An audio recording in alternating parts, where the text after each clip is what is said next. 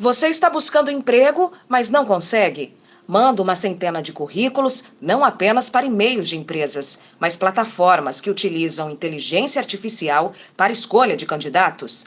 Nessa reportagem, abordaremos como os candidatos têm errado na hora de enviar seus currículos, mas também como estão sendo desclassificados por plataformas que exigem perfis específicos que, pela legislação brasileira, é crime. Na procura por um emprego, elaborar um currículo é o atrativo essencial para chamar a atenção da empresa que realiza o processo seletivo. Segundo uma pesquisa do Núcleo Brasileiro de Estágio, mais de 80% de candidatos às vagas no Brasil são reprovados por falta de conhecimento gramatical. Temos encontrado bastante erros de ortografia, além de erros de formatações. Muitos candidatos ainda não revisam, os documentos antes de fazer o envio dos mesmos, assim como não prestam atenção nos detalhes de formatação básica. Mas eu confesso que estes erros gramaticais, eles acabam diminuindo um pouco a análise mais criteriosa do candidato, principalmente por conta dessa falta de zelo com o documento que é o seu cartão de visita. Na maioria das vezes, é através dos dados inseridos no currículo que acontece a primeira avaliação. Mas as informações devem ser inseridas corretamente. Um erro mínimo pode queimar totalmente uma relação futura entre o candidato e o entrevistador. E o formato de envio pode facilitar a análise dos profissionais. No final de tudo, anexamos em Word ou PDF. O currículo no Word, ele possibilita a empresa que está recebendo, no primeiro momento, a pesquisa das informações.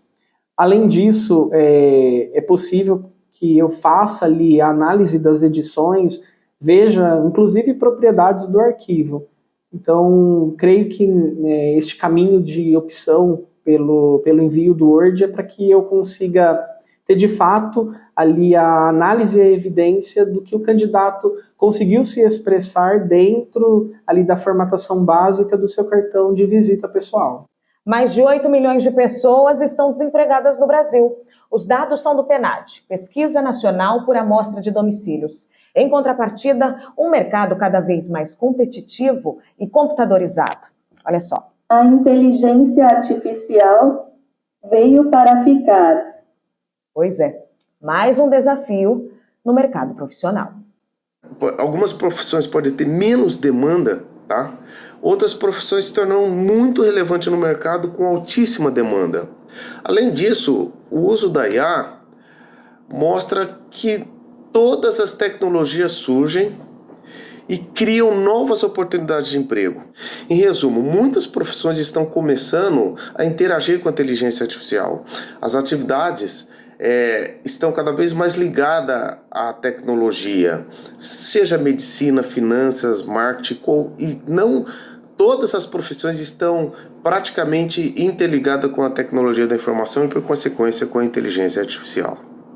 A ferramenta vem sendo muito utilizada para a seleção de currículos. Robôs fazem a leitura do documento enviado pelo candidato e decidem se passam ou não passam para a próxima fase.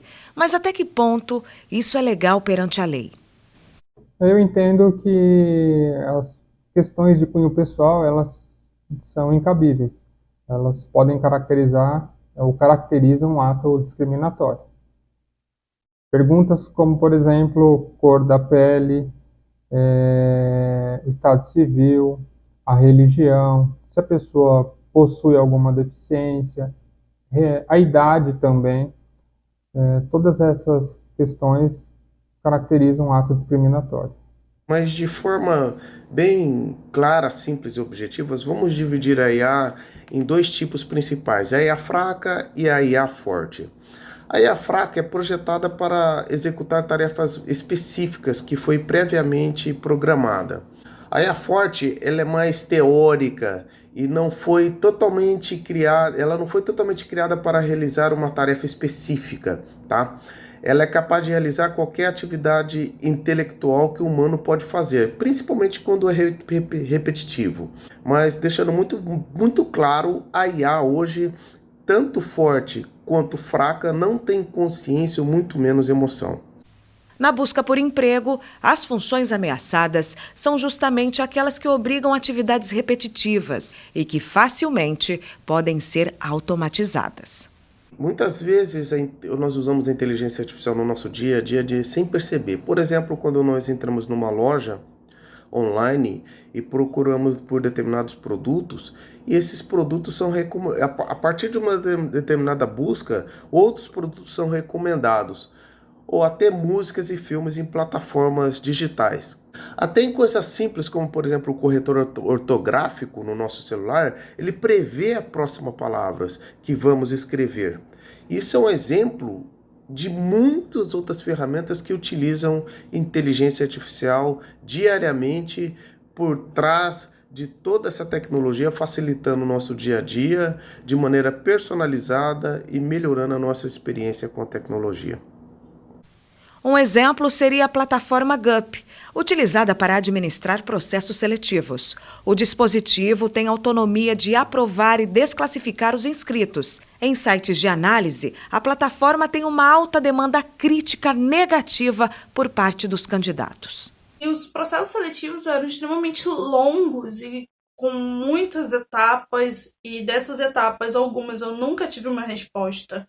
Nunca tive um e-mail resposta, nem mesmo para dizer, olha, muito obrigada por participar, mas você não foi selecionado, nada do tipo, nenhum contato. Algumas perguntas de cunho psicológico também, do tipo, você tem ansiedade?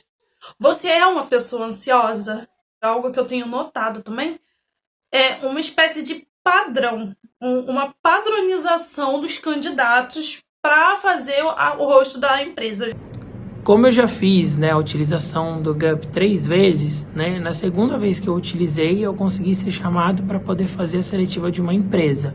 Então, assim, foi um processo longo, que duraram dias, mas eu fui informado pela empresa e não pela plataforma, tá bom? E também quando essa vaga foi preenchida, não tinha nenhum dado ali na GUP falando que a vaga foi preenchida.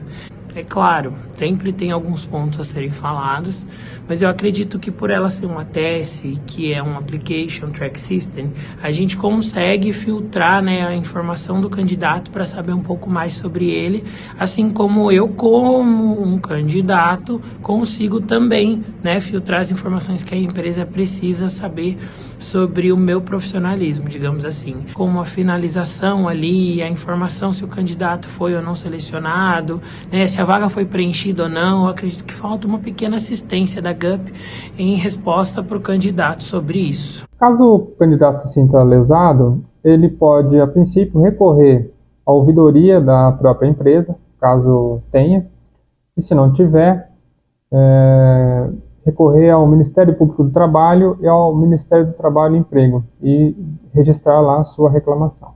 Nossa reportagem entrou em contato com a GUP. Indagamos sobre como é feita a seleção de perguntas para cada cargo e quais seriam os critérios para a criação do algoritmo não tendencioso à base de etnia, religião, gênero, entre outros dados pessoais do candidato. Nossa equipe não obteve resposta.